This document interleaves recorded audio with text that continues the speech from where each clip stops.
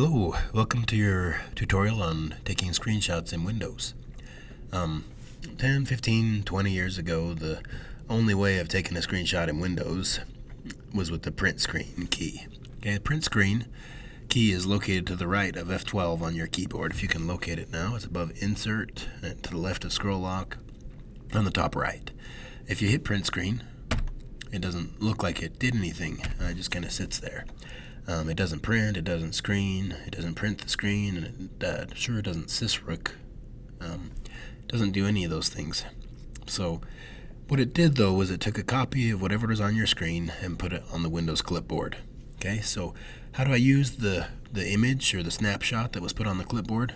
I need a program that can do graphics. Okay, so I'm going to start with something simple like Paint, and I'm try right-clicking. It won't let me right-click unless I have a different tool selected, but I can actually just paste right up here, or Control-V as it says. Paste, and you can see I've got a screenshot of my desktop in Paint, and it's it might toy with your mind because it's right next to the other desktop, and you might think you can click on these icons and do stuff, but you can't. It's just a picture. So what's the point? You can take this in Paint or Photoshop or whatever, and you can mark it up a little. You can draw on it, put text on it. I use it frequently to do tutorials or write text tutorials for my students, isolating the steps they need to do a certain procedure and numbering them and labeling the steps. So let's go on to the next part. Print screen's pretty nice, but now there's a better tool built into Windows 7. So I'm going to close out of Paint for now. The new tool is called the Snipping tool. I can go find it under All Programs, Accessories, Snipping tool, or I can just type Snip or Snipe without an E and hit Enter. And here it is, okay? It pops up and it immediately wants me to drag the cursor and select an area to capture. So let's drag a box and I just take these two icons. They go to the Snipping tool program. Nothing's copied to the clipboard yet. If I didn't like what I had captured, I can hit New and start over. I can save it as a picture, or I can copy it to the clipboard like I did previously. Okay, I can also email it to somebody, and these three tools are pretty cool. You can, rather than taking it into a graphic editing program or Paint or whatever, you can actually kind of mark it up a little bit with some of these three tools. Okay, so that's not a very good arrow. I should have left it simpler.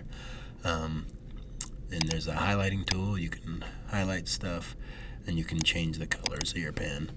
And if you don't like what you've done, there's eraser, obviously, and this eraser doesn't do pixels, it does strokes, which is pretty nice. I can get rid of that whole line and that whole squiggle and all that. Yeah, so the Snipping tool is better than print screen in most cases, and it does a little bit of editing in the program. What can I do with this? So let's leave it marked up. Let's circle this and highlight. Let's put an X through it. I should have made it red. And let's highlight this. So pretend this is something I need to communicate with my students. I'll copy this to the clipboard and I can paste it in any other program that can do graphics. So let's do Word, for instance, or PowerPoint, or any program that does graphics. And if I was making a big long document with 10 steps, this could be one of the steps, and I could say this is step 3, don't select that icon. Bad things will happen. Instead, click the left one. Okay, whatever. So this is one use of the Snipping tool, and I'm sure you can think of many others. That's all I have. Thanks for watching. And if you have any questions, let me know.